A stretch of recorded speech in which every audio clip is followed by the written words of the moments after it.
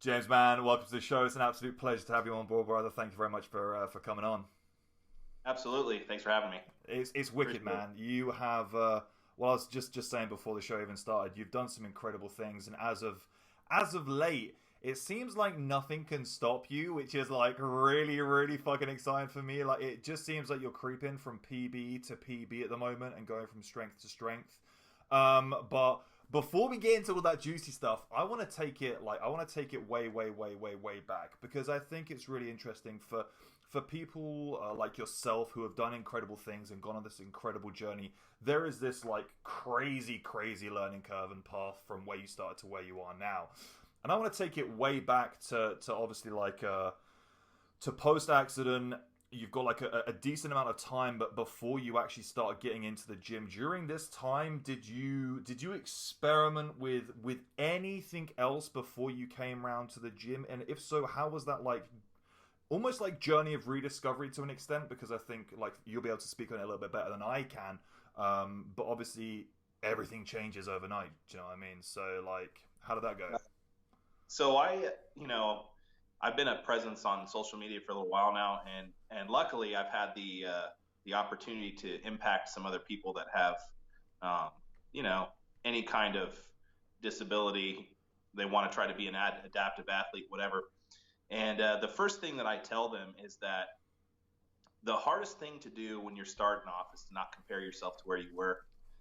And so my first thing is you're as old as the accident happened or whatever the injury was. Oh, So basically, if your injury happened 2 years ago, you're 2 years old, right? You're starting over.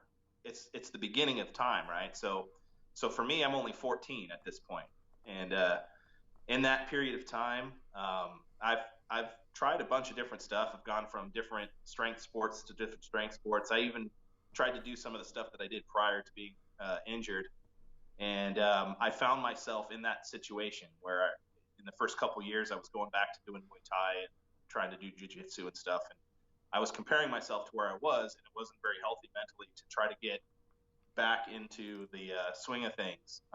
And so in 2009, I ended up in Ohio in the United States, and Ohio is sort of like this strange strength hub, right, of the United States, right? All kinds of stuff happens here. You got some of the biggest powerlifting gyms in the world here. Um, you've got the Arnold Classic, that's been here for ages, and it's just a different vibe in the Midwest when it comes to strength. We're in like an older part of the country, it's and weird. I I've think actually heard that. I've heard that before from a few other people. So it's strange to actually hear you say it as well. It's like, oh, okay, there's something to this. when I ended up here is kind of where I ended up where I started to discover the strength side of sports. So that really changed my whole existence at that point because it gave me self-worth again. Because basically everything before my injury was all hands, right? Like I was a mechanic in the Marine Corps. I was doing martial arts. I was like an avid outdoors guy. So I was doing backpacking, rock climbing, all this stuff, right? Which was sort of stripped. In a sense, it was stripped. It felt like it had been stripped, even Yeah, though that it's shit. And no matter how, no matter how hard you think it is, eventually you'll find a way how to do it. yeah, So, but that happened all a long time ago. So in 2006, when I was hurt, there wasn't social media presence that there is now, right? So um, it was difficult to get started because everything I had to figure it out. yeah. So, like I say, going back to the initial start of this conversation, it was now I am honored and blessed to be able to help other people, move along faster. So, Yeah. that's really where, where you feel, most uh, accomplished, I think. Yeah. Even though, as you say, in these last couple of months, some crazy numbers have been coming out of me, and I don't. Yeah, It's actually, been insane. I can tell you exactly what happened and how this, and the reason why this crazy spike in strength has happened is about 20 weeks ago or so, 25, I don't know, months ago, I ran across, well, not initially, but I finally purchased a strap that attaches to your shoulder that allows you to to deadlift with kind of like two hands, you know. Yeah. For the majority of my training, I hadn't really been able to train my posterior chain, hamstrings, glutes, back, and stuff all that much because I was only able to do whatever I could do one-handed, and it put so much twisting torque on my midsection. Yeah. That you just can't, you can't continuously do the work in a high enough capacity to gain strength back there. So, yeah, but it's also so hard for you as well because you've only got that left side around as well. So it's all like anti-trunk rotation, but on one side of your body as well. So for you, you're always going to be limited, bro. Do you know what I mean? It's crazy. So what that has done, though, has given me this ridiculously stiff core, like I can brace with this crazy amount of stiffness, which actually works out into sort of like a benefit anyway, because when I squat, I can't put both hands on the bar, but I can brace hard enough to where that really doesn't even matter. Like I don't even have to pull, I don't even need to lock down it's my a standing leg press at that point. Right, yeah. That carried over quite drastically into the deadlift, so. Yeah. It's crazy to see those numbers shoot up, man. It's crazy.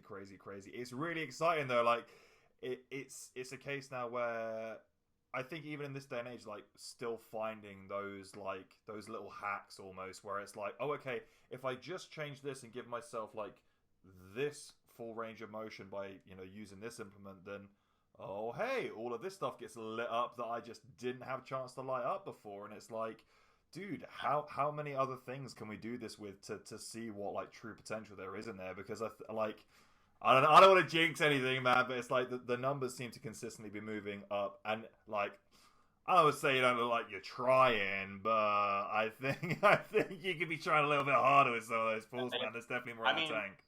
So stay tuned for static next year because I plan to kind of blow that number right out the water that I did this year. So yeah, that was crazy. So that was 670 pounds. It was 306 kilos. Yeah, madness. Absolute fucking madness. That was completely raw too. I didn't even have a suit on yet. So the next year I'm going straight into the suit and we'll see what happens. That's bonkers. It's crazy, so, but like going back to what you were saying before, because I think this is really interesting how it ties in with like even now you're finding these things where you're like, oh shit, if I just do this, then this has blown this up massively. So like you're still, even where you are with the numbers that you're putting out and the fucking crazy records that you hold in your own like little on top of your pedestal, it's like, oh, there's still so much more potential. And like when you go back to like obviously when everything first started with you, because you don't have Instagram, because you don't have social media, you don't have these people you can reach out to and be like, oh, hey, here's this other dude that has the exact same thing that I do, and he's doing what I want to do, so I'm just going to message him real quick and be like, yo, where'd you get your strap from? How'd you get your placement? Like, you didn't have any of that shit. So, like... Yet you have companies now that are making that equipment. That wasn't the case. So what do you do? How did you do it? Yeah. So, I just... Was it all just trial and error? Like, did anyone help you or to, like... Or was all of your coaching done from an able-bodied side of things, and you were just like, I'm gonna just feel what feels right for me? Yeah. So basically, I moved to Ohio. I started going back to the gym just to train, do the bro training stuff, and I was just doing basic lifting, figuring things out. I was learning how to set up on the bench press with the full-size bar and everything. Just working out how to deadlift, where my body should be, like. All of that stuff. Yeah. And honestly, one of the big things too was before my accident, I wasn't doing any real major strength training. So like this, I learned everything one-handed basically. And oh my God. So I think that actually helped because I had no comparison, and I was making physical gains that were coinciding with my my willpower. So like. Not only was I getting stronger physically, but mentally I was getting stronger as well because they are intertwined, right? Like you can be as smart as you want, but if you strengthen your body, you'll be even smart. It's a cycle, right? Like, so one feeds off the other, and you can't necessarily have one without, I think it's important to have both, right? So yeah, 100%. Right. And so that was giving me back confidence and just, giving me the will to continue on because I was getting stronger and all of that, figuring things out. And, you know, it literally was just trial and error pretty much in the entire time, including when I started the strongman. Because here's the first thing that I saw. So I did the bro gym stuff. Then I seen some guys at the gym doing some like, you know, bands, doing squats with like band tension. I remember you talking about this before. Yeah. And so that really kind of sparked me to ask what the hell that was. So then I got into powerlifting. I did powerlifting for a while, and then eventually I saw Disabled Strongman on Facebook. So I was like, okay, that looks cool. But the first thing I saw was stones, and I'm like, well, how the fuck am I supposed to do that? Like, that's the first thing that I see, you know, like, what the hell? How am I going to do that one-handed anyway? And then obviously the big thing for me was that's what I got good at. It was just like, you know what, there's got to be a way to do this. I've got to kneel to start. I'll whatever, put it. And it was just, you know, my technique has changed a little bit as I've continued to do the Atlas stones. Like I used to post off of a different foot than I do now. I don't know if it's the best technique, but it works pretty well for me. And, you know, I guess you're doing fucking something right. You're doing something right. Right. I guess I'm living proof that it doesn't really matter. I mean, it might seem impossible, but just keep trying and eventually you'll figure it out. You know? Yes, this is it. This is it. And this is the thing. Like, everyone gets so rigorous with all of this sort of stuff. And, you know, you have to have your feet in this position. You have to be set in this stance. You have to do this. You have to do that. And then it's like you come along and just blow all of that shit out of the water. And everyone's like, or maybe we just do however it feels good. Maybe we just do that. Right, yeah. I mean, no individual is exactly the same. You know, the philosophy behind the lifts and, like, you know, the repetitions and strength curves and all this other stuff is still the same. It's just nobody's body is exactly the same. You know, so like why would every squat technique be the fucking same? You know, it's like my foot position ain't the same as that guy, so how is it? You know, and I don't know. I always found that strange. It's kind of like you got to do it this way because that's the right way. How do you know? It's just maybe the way that's. I mean, I do lead some credence to, like, well, okay, if you're wearing equipment, you know, it's better to do it this way than that way. But even then, you know, people have blown that out of the water too. You know, it's kind of, as you say, it's whatever works best for you. That's what It's however you use the equipment with your body. Do you know what I mean? Like, and like you said, everyone's completely individualistic at the end of the day. You know, some people are just better at moving in certain ranges of motion than other people, and then there are other people that just come along and just break down all of the stereotypes. But hey, you know, good to be you, right? But I'd like to do something completely clear. I am not special at all. I am the same as every single other person out there. I just have no other choice. If you were in the same situation as me, had no choice, wanted to do strength sports, that's the way you have to do it. Yeah. So it's not like one-handed Atlas stones is magically more, you know, is magically special comparatively to somebody else, right? Like, it's just the way I have to do it, and that's where I've gotten with it because I, you know, continuously work at it. Yeah. So. Yeah, 100%, 100%. And at the start, you know, especially getting into strongman, I think, you know, the jump from from just kind of bro lifting to powerlifting is like, that's a step. But, you know, the movements are very, very similar. You can replicate them in the gym quite easily. You can get good at them.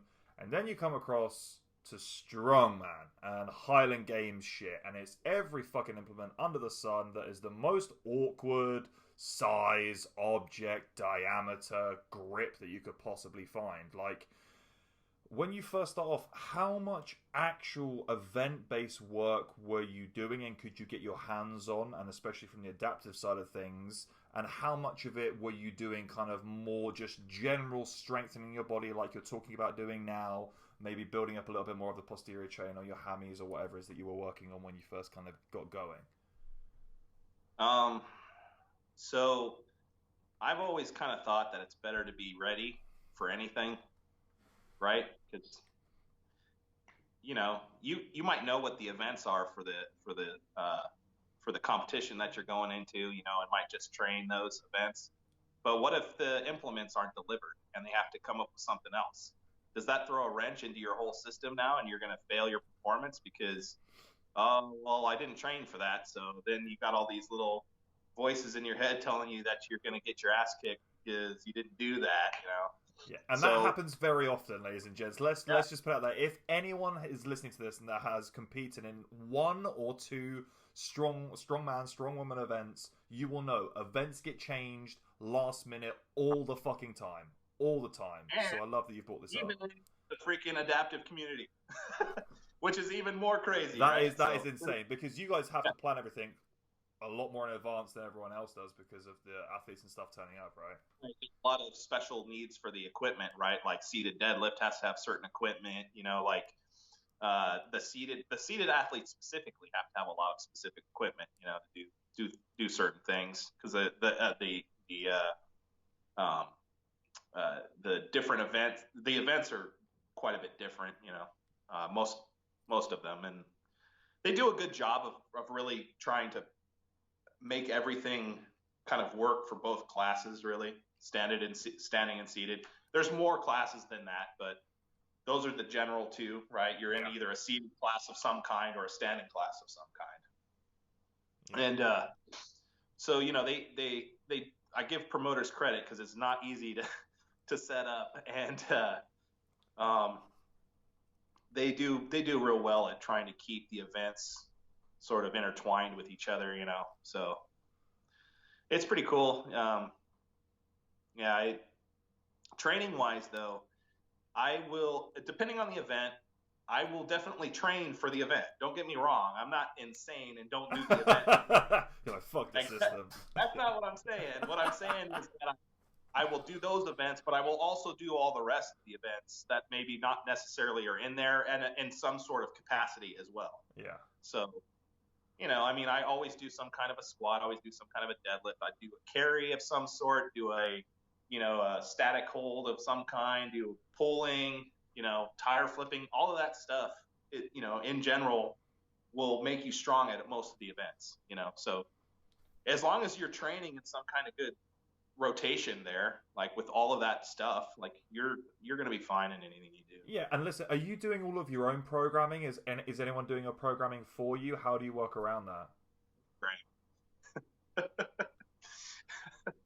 I don't really, there's only a few things that I use. I don't really do traditional programming. I really kind of go off a lot of how I feel.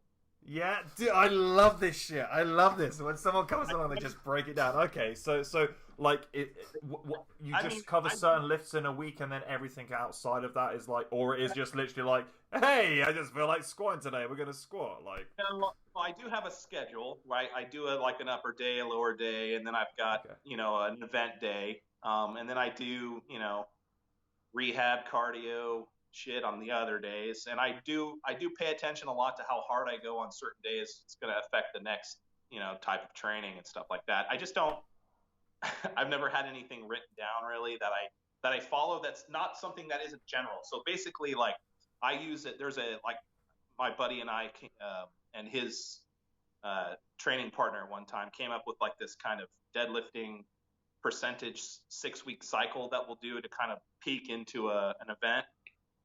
I did that for like 3 or 4 weeks leading into static, and added 70 pounds to my my best. Damn. Yeah, I think it had a lot to do with the implement too, because I had been training with standard plates off of the 18-inch boxes, and that with that shit behind me, and the event actually had these big ass wheels, which I kind of felt like, I don't know, I could get in a little bit better position, I think. Yeah, I know exactly what you mean. It was also the event, and I love to perform. I love having people watching, not because it's like an arrogance thing. It's like, oh, well, now I need to perform. Yeah. Right? Like, I don't want to be a shitty show, so I'm gonna go extra hard. You know what I mean? That's how it works for me. Yeah, you're like it has to be all cards on the table now. Like it has to be everything or nothing because I don't want to look like a dick in front of all of these people. Yeah. Yeah. So, but yeah, programming wise, I don't have anything written out all that far. I mean, I'm sure somebody's gonna say that's dumb and you'd probably be further along if you did and all that shit. But dude, like this is what I love more than anything in the world. Like, you know, just you said it, like you've spoken about it on so many times already, but just in terms of like everyone being individualistic, and like this is the thing I've spoken about it before on this podcast with awesome guy called Andrew Locke, who's a physiotherapist from Australia, and it's like no matter like even if you have what you think is like the most perfect airtight plan ever, there will always be that one motherfucker that comes in and goes against everything that stands for and still excels above and beyond anything else. But this is what I mean. Like it just validates your point even further that just do you. Like if you just do you, like you can do these incredible things. You don't have to be there on fucking Microsoft Excel at 2 a.m. trying to figure out percentiles of your next deadlift, AMRAP. Like, bro, chill the fuck out. Right, and the thing about that too is like a lot of people then get stuck into the mindset that you have to do whatever's on that programming day. What if you maybe had some, you know, shitty sleep that night, or you didn't quite eat enough, so you're not going to perform necessarily the same way. You have to adjust. So like that's how many years have you been lifting now? When did you actually start lifting? What year did you start lifting? 2010. But so your training age is only 10 years. Like to have that kind of like self-awareness and understanding for someone that's only been training for 10 years is incredible, dude. That's amazing. Well, but the thing about that though too is it's not necessarily this. I mean, that's as long as I've been doing strength training, but I've been doing all the other martial art training and all that stuff. Yeah. You know, and that was pretty close to the same. It was just more oriented toward like, you know, endurance. So yeah. I mean, technically, I've only been, I think, legitimately training since 2012. Really, maybe a few months before that. So, what makes you say legitimately training? Like you didn't feel like you were putting in 100% before that, or? No, I hadn't been really training for any competitions, and I truly think that I did some personal. I was a personal trainer before that. Before I did powerlifting, which I absolutely hated. Why? Well, I'm just interested in why didn't you like it? Oh God, it just people will, you know, they will just suck the soul right out of you any way they possibly can. You know, and I was, you know, I was doing personal training in like a standard gym, you know, and those people there, they're there to have you, you know, hold their hand and just guide them through this rather than they're not there to learn. And I wanted to teach. I didn't want to, you know, I wasn't there to be your therapist. Yeah, dude, that's literally it. It's 50% training, 50% therapy. Yeah, and you know, obviously, personal training maybe like as a coach where you were training athletes would be a whole different thing, you know. Maybe someday down the road, depending how things go, maybe I can train some, you know, adaptive athletes that are in similar situations, give them some pointers and stuff. But you know, like I don't know, I couldn't do that. So anyway, what was I talking about? Where were we going with this? Oh, do you know what, dude? I've already gone down a rabbit hole in my head of completely other different things now. Yeah, so legitimately training, right? I say that because I didn't have any competitions. When I started competing, I felt like I was really training because I had a goal. And that's something that I always try to tell people. And the reason why I talked about the personal training is because most people are like, well, I want to lose 10 pounds, I want to lose weight, blah, blah, blah. And I'm like, well, that's a goal, but it's not a good driver because you don't have to perform for anything. So if you go, okay, well, I want to do a powerlifting competition or a CrossFit competition or any type of competition where you're going to have to hold yourself accountable to perform in front of people, you're going to get that goal, right? Yeah. And so that's kind of where I always kind of go with that stuff. So somebody asks me like, oh, how do I get strong? How do I get this? I don't know. Sign up for a powerlifting. then you got no choice. Yeah, dude, it's like burning the bridges. You're like, well, we got to win the war now because we ain't getting out of here that way. So yeah, that was part of the whole, you know, hatred toward personal training too. It's like, you know, that just they don't have any direction. They're just there to like lose weight. Yeah, whatever that means. Right, whatever that means. Yeah. But so in 2012, I had my first powerlifting meet, and I probably started in 2011 somewhere where I did what was I doing?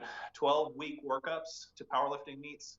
So I did use programming for those. Like if there's a specific meet that I have, like powerlifting specifically, I will program myself out. Like, I don't know, I think it was 12 weeks, like 3 months. And I would use periodized training. So I would, you know, accumulation and realization and intensification and all that stuff, right? So I would build my, you know, my wave through those 3 months and then peak, hopefully, at the meet. And so I did use some programming for that, and I would get in the Excels and push myself back. But that was in a period of time where I was in that mode where I had to do whatever was on that damn list. And I would get toward like, you know, week 10 where I was doing a double at 90-something%, right? And it would be like soul crushing. I'm like, why can't I do this? You know, because you didn't pay attention to your body throughout the rest of the training. And so I kind of let that go, and I started doing the strongman, and I realized that in strongman, you could do all that special training, that special, you know, 12-week programs and all that stuff. But in the end, if you're not just strong, period, and they change an event, done. Yeah, dude, it's so true. It's so true. And I think it's really interesting that you talk about that as well, because again, I think, you know, strongman in itself kind of stands out, well, and Highland Games to an extent stands out as individuals in the strength sports field, because I feel that they are inherently that much harder to program for, because of course there is such a vast array of events. If you have, you know, especially you'll know about this, competitions sometimes, like over here, especially in the summertime, we can have like two competitions in a month, you know, 3 competitions in a month, 4 competitions in a month. You're going like a week between competitions, and it's like, well, they're different events in every single competition. So what, I'm just gonna program in like every single one on this weird undulating program, which has got like every single... You're like, fuck no, dude. You're just gonna pick it up, see how your body feels, work on your technique, slowly increase on this, and just go from there. Like, I think it's very interesting because powerlifting, you can be like, okay, I know I've got this, boom, done, yeah, easy. You have 3 lifts, right? Yeah. And if one of those lifts isn't in the meet, you don't have a powerlifting. Like, it's easy. Yeah, it's easy. Yeah, so. But strongman's like a whole different fucking ball game. Right. Like, it's crazy. So I'm interested in, like, obviously you've learned through like self-experience and how your body feels, and that's probably taken a decent amount of time of like self-realization of like, okay, I actually need this much time before a competition, after a competition, etc. But like, what was the journey for you in terms of really understanding what your body needed to perform at its best? Because I think, again, in your space, it's also probably very different. You know what? Honestly, I don't know if I'm at my best yet, so I'm still kind of playing with that. Well, I use the term as like the best as for that you can be right now, but yeah. Honestly, it's all of the same, most of the same thing. You know, obviously, food and rest; those are the things that are hardest. It's easy to train. It's hard to eat. It's hard to sleep when you got all this other shit going on, you know, that you could easily get distracted by, right? Like, you got social media, you got work, you got TV, you got all this crap, you got, you know, politics and all this nonsense. So you got a lot of stuff that will, you know, take you away from the sleep. Honestly, I think the most important thing is to let your body recover. You know, you can't go hard all the time. You can't, like, you just can't. I love, don't get me wrong, I love lifting heavy weights, and if that's all I had to do, I'd be a happy camper, right? I Yeah, I'll got a take that. replica sitting right over here that I'd love to just use that only, but but sometimes you got to pick up the freaking 35-pound kettlebell and do 5,000 overhead presses, because there's other things that are involved. You got shoulder health, you got joint health, you got tendon health, you got ligament health, you got muscle recovery. It's the all of this stuff. But for me, and as I said before, I'm not special, so all of the basic same things that a normal athlete or an able-bodied athlete would do, I do. It's the same stuff. It's just I don't train my right arm. That's it. Yep, I also want to just quickly, while you say that, I'm pretty sure I read something today that was in the Highland Games, was it not, where you placed in the able-bodied as well, and you're like, this motherfucker literally coming along and placing with like complete able-bodied athletes. So it's like you say that, dude, you say that, and then you do shit like that. Do you know what I mean? One of the things I do is I do compete against able-bodied guys depending on the events, and that's one thing that I've been really excited for actually coming up here is the strap has given me the ability to train and pretty much do almost every event for an able-bodied like nationals competition. So you might see me eventually in a strongman nationals competition against everybody else. Dude, I would love that so fucking much. Well, here's the thing. We do a lot of adaptation for the strongman events or just for adaptive athletes in general, which are important because, there's certain things you can't do. But I also feel like it's important to do the events, if possible, the same as able bodies, because it's even that more of a spectacle. And the idea is to get as many eyeballs as possible so we can grow the sport, grow the community, get more, if people don't know, they're not going to try to do it, right? So there's a whole shit ton of people out there that are probably in the same situation as me, some form or another, that have no idea that even strongman is possible, right? Because it's never been presented to them. Yeah. In any way, right? So eventually, if I can do something insane and get on like the Rogue stage or something, or like Martin Ty, for instance, doing that seated deadlift with 550. Insane. Right. So what if I get on the stage and deadlift 1,000 pounds, with a strap, kind of thing, right? So that's kind of where this whole thing is going, and I'm getting pretty excited because my numbers are going up, and I'm getting stronger and all of that stuff. Do you feel like this is almost for you, like in your history, this is like the moment of self-realization where you're like, oh, like I thought like this was where I could get to, and now I've hit the strap, and now I've realized this is where I can get to. Absolutely.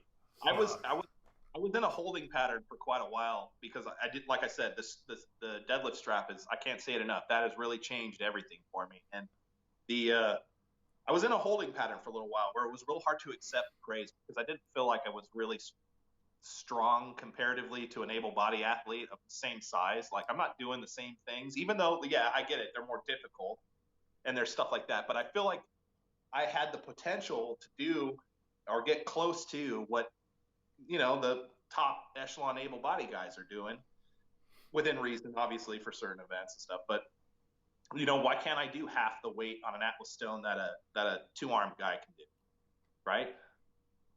I've already done 250.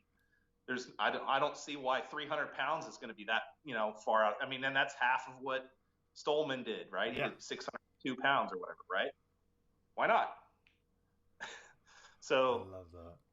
That's kind of where I'm going with things, and it'll be great for the whole adaptive community in strength sports because the adaptive guys in like CrossFit already have a pretty big presence. There's quite a big competition and stuff for them.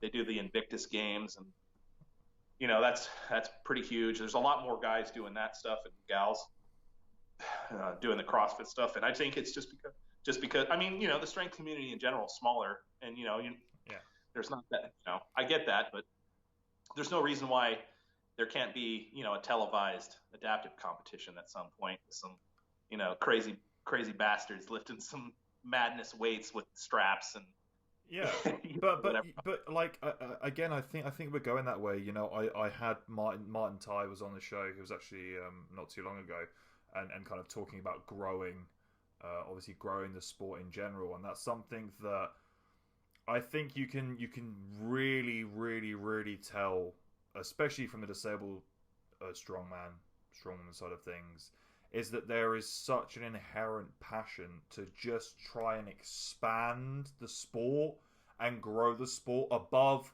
all else. That in turn is then infused with all these crazy dreams that you motherfuckers have of being like, well, why can't I do that? And then go on national television and show the world that I can do that, and then get all these eyes on me and let everyone go, oh, I didn't even realize this was a thing. What? Yeah. So last weekend, we have Denny Ring replicas. Oh, I saw it with a mixed grip, man. What the fuck? That was gnarly. So me and Steve Schmidt lifted 1,300 pounds, but what you didn't see after that is I took both of the Denny stones, one strapped and one with my hand, and gave them a shot, and ended up doing 740, I think, with the Denny stones. So if this works out and Rogue ever opens again, they have replicas there, which I'm going to go give a shot, and then at that point I'll go over to Scotland and be the first disabled guy in history to ever lift the Denny stone. Oh, that's so sick.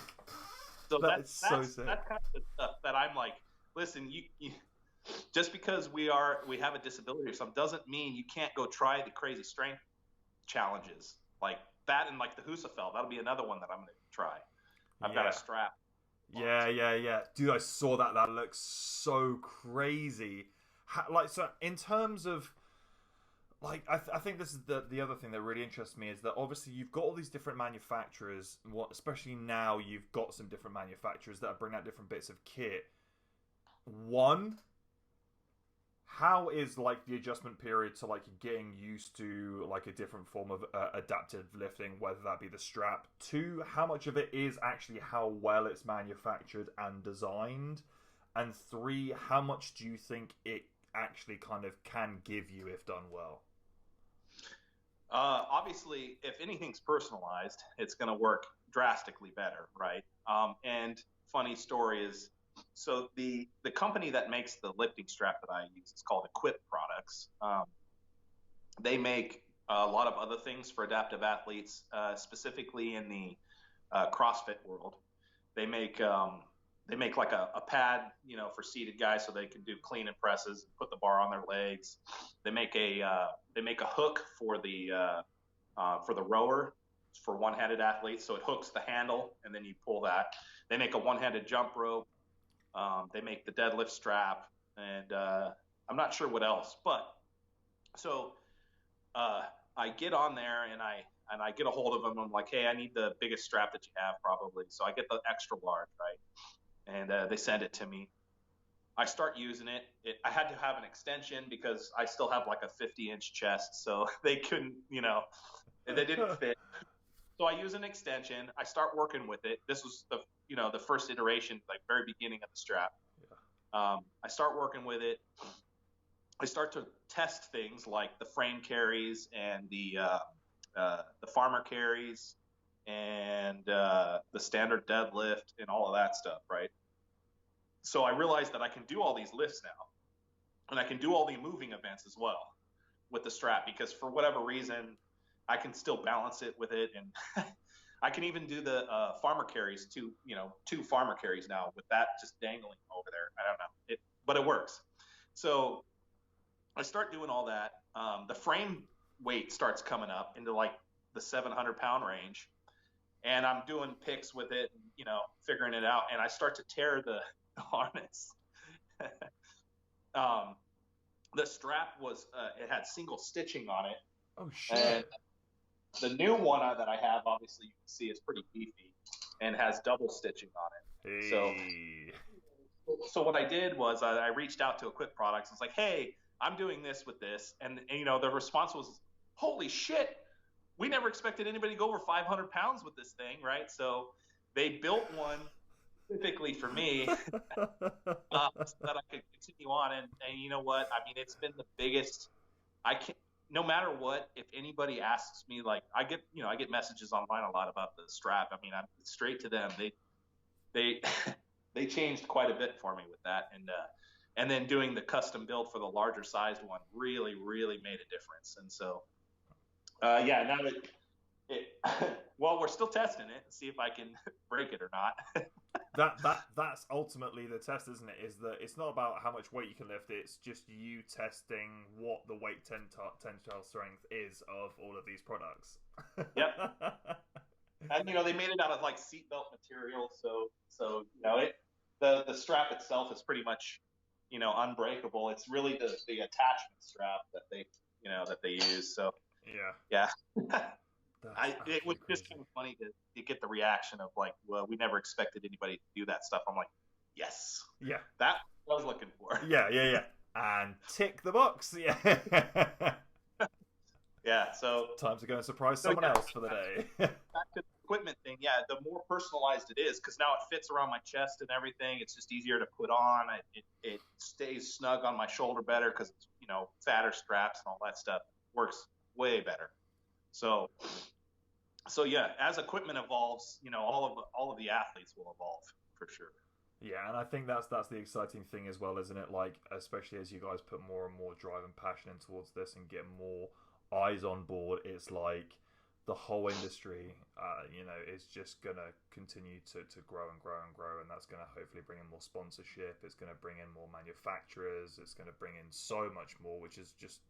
It just feeds into itself. It's like you were talking right at the beginning. It's like a positive habit loop. Do you know what I mean? You guys do more crazy things, more eyes, more money. You guys want to do even crazier things, more money, more eyes. Yeah. The other thing I'd like to actually kind of put out there is I think there's a misconception that adaptive or disabled athletes are more susceptible to getting hurt, or they're, the risk involved for them to compete is more. And I would like to put this out there that it's exactly the same as anybody else. I mean, obviously there's some people that have certain conditions that would, put them in a higher risk category in general anyways. But, for me, my injury is a brachial plexus injury, right? So it's a nerve damage to the neck and I just can't use the arm, but the rest of my body is perfectly functional. So, I think that's part of the hesitation a lot with promoters and, just all of that stuff in general. They're like, oh, well, they're already hurt, so they're going to do something. They're going to get hurt, right? But then, you look at strongmen in general, and the top guys are always tearing something or breaking. Dude. Yeah. Right, bleeding out their noses and stuff. Like, it's the same. We're pretty much in the same category. So the able-bodied guys are allowed to like fucking hemorrhage on stage. The like blood can burst out of any orifice. They can snap whatever they want. Like bone can go through the skin. The disabled guys, you're like, whoa! Someone put some black and yellow tape up. His arm. I don't know.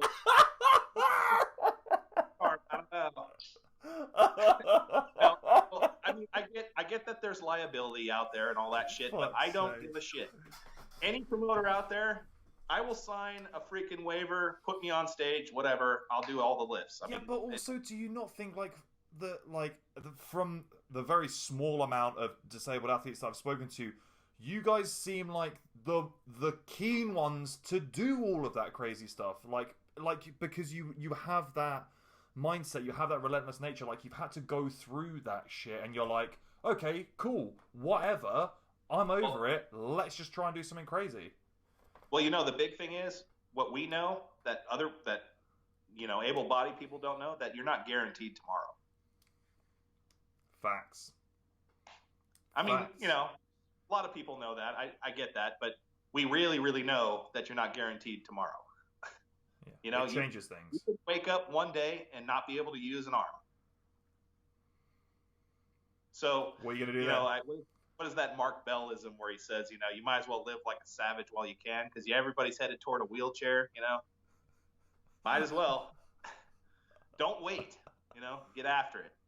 Yeah, 100%, 100%. And I think I personally think it's really, really interesting to see just how much, like, I feel like this, if anything, has kind of like brought this out of you even more. Do you know what I mean? Like, I feel like to an extent you have done as great a job as you possibly could in the space that you're in and what you're trying to work towards, that I don't think necessarily a lot of people that would put in your position will always necessarily do. I think that is most definitely a psychological thing, and I think that is massive commitment to you and your mental strength and your hardship to just keep on fucking going no matter what. Like, do you know what I mean? Like, you definitely have to have that, because there are a lot of people that are put in that position where, you know, they're brought to a near-death experience, and it does change them. And, you know, I'll be the first one to say that I've been around people that have been in that situation. It hasn't necessarily changed them for the better,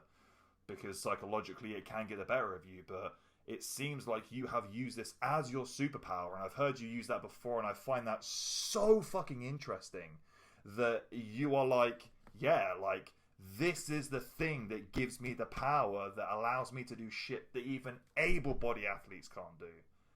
That, to me, dude, psychologically is mind-blowing.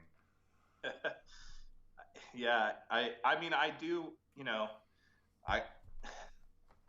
because of my upbringing and just everything that I did, you know, growing up, I think that has a lot to do with just the fact that I refused to give up. You know, Stubborn. you learn what your parents do. My mom is stubborn, and so I got that, you know, and so that carried over into, you know, fuck you, I will not quit, you know, and there was, so when I started powerlifting, I ran into a guy who really he was the only one that sort of like decided that, okay, well, we'll give this kid a shot. Cause I was in a gym where sort of like the West Side guys that had left West Side were at. So this was pretty hardcore place, you know? And I walked into this place at like 190 pounds at 6'2". So I was like a beanpole. People were like, well, what is this guy doing here? Like, what the hell are you doing here? And, you know, I just kept going back and never, you know, didn't quit. And eventually one of the guys started training with me and taking me under the wing. And then after that period of time, my first geared powerlifting meet, I ended up squatting like 700 pounds in front of Louis Simmons. And he told my buddy that, he said, you know, that's one of the most insane, impressive things I've seen ever. And, you know, Louis doesn't give anybody any compliments. At all. And I had no idea what that meant at the time. None. Wow. Because I was brand new. And I was like, what? What is... I don't know. Okay. I mean, I tried hard. Bro, you just been knighted by like the fucking like the absolute pinnacle, you know, of like powerlifting. My buddy told me that at the meet, and I was like, oh, okay. And I didn't really understand it until years later when, you know, I was like, oh, that's who that was. You know, like, yeah. and I always look back to that stuff. You know, that helps self-motivate me too. It's like, oh, okay, well, you know, it's not a, you know, it's, so one of the things that happens as a disabled athlete or an adaptive athlete, they're, oh, well, you're real strong because, you know, for that, you know, like, oh, well, you're disabled. So, you know, that's even extra strong. I'm like, no, fuck you. I'm just strong. Yeah. You know, like, yeah. Period. You know what I mean? Period. Yeah. And so that helped kind of like push that along too, you know, cause that matters, right? Your confidence in yourself will help spur you getting even stronger after that. So 100%, dude, 100%. And I think, you know, lifting, as much as it is a physical exertion, it is also an exercise of your mind. Do you know what I mean? Like, you have to know that when you get into the hole on that squat that you are coming up and you're going to rack that fucking bar again. Because if you go down with even a hint of hesitation and you've got several hundred pounds on your back, that ain't happening. Nope. Nope. You better get out from underneath that bar pretty quick. So I think you're 100% right. Like, you have to, once you've cemented that in there, it's so much easier to then materialize it in the real world. Do you know what I mean? Like, and again, I mean, I don't know, do you use like visualization and stuff like that, especially around competition time? Are you not really into that sort of stuff? I do, depending on kind of what I'm doing, but really I kind of just let it go and I just let my body do its thing. Like I just try to I try to not get, I don't, I, if I get too, okay, so if I get too jacked up for a lift, if I try to excite myself and just get real, Amped. just get real amped, I usually fail. Dude, I'm the same. I talk about this on the show all of the fucking time. I have to listen to like classical music in the warm-up area because I get too crazy. Yeah, I'll throw on some 80s, like old school 80s music and just like, and then go right and, so, for me, calm, cool, collected, and fucking laser focused gives me the edge. Oh, bro, I'm so glad I found someone else that's like similar to me in that aspect. That's amazing. Like a slow, steady squeeze of that trigger, and you got that target. That's 1,000 yards away. Yeah. Bullseye. That's really what it is for me. The getting super jacked just doesn't. And honestly, I heard something the other day. I can't remember who was talking about it, but it was like lift specific. So like, if you're doing a real heavy technique lift, like for instance, like a monster bell for me, right? Because I got to get it to the knee, kick it up to the shoulder, and just all this extra shit involved. Getting too amped for that screws me up. But now with the strap, getting a little bit more jacked toward the deadlift actually gives me a little bit more pull. So it's like it's starting to become kind of event specific. Okay. So I have noticed that a little bit. I still though really always kind of lean toward just smooth and focused. And I feel like I have to be the exact same, but it's like someone that I use as a reference is like Terry Holland's. Like when I watch Terry Holland's deadlift, I'm like, it looks like whenever obviously he's been doing it for years and he has an incredible deadlift, but it looks like whenever he attacks the deadlift, he doesn't give a fuck. He's just ripping that bar off of the ground and it's coming up with him whether it fucking likes it or not. And that's what I love about Terry. I absolutely love it because it's just like this crazy like ape strength where he's just like ripping off the floor. But obviously there is technique to it, but it's nowhere near as crisp and as clean as someone like, I don't know, Adam Bishop, for example, who is like so perfect, symmetrical, everything's timed perfectly, and then it's like you get them next to each other and you're like, is this even the same lift? Yeah, like we said at the very beginning of this, it's specific for the person, and that's proof. Yeah, we've come full circle. I can't do the hate metal or the all of. I always hated that. Yeah, like that was a big thing in the powerlifting world. It was always some like, I'm like shit off, and I'll do my lift, put it back on. Has anyone got any Barbra Streisand back there? Come on, like I need to get my funk on. This isn't right. Yeah. So. Oh, jeez, amazing.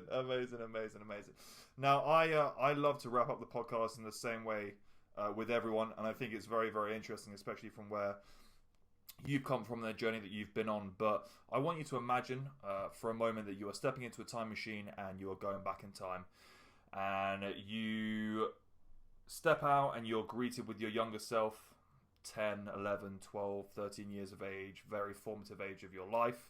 Obviously, you know everything that you have is coming your way for your future, and you get to spend a few moments with your younger self and talk to them, communicate with them, impart with them some wisdom, knowledge, a mantra to live by, a way to live your life, a bit of advice that's going to help you get through all of the shit that you know that you have got to face. In the few moments that you have sat there with them, what do you tell them? What do you give to them? I think I'd probably just stay quiet.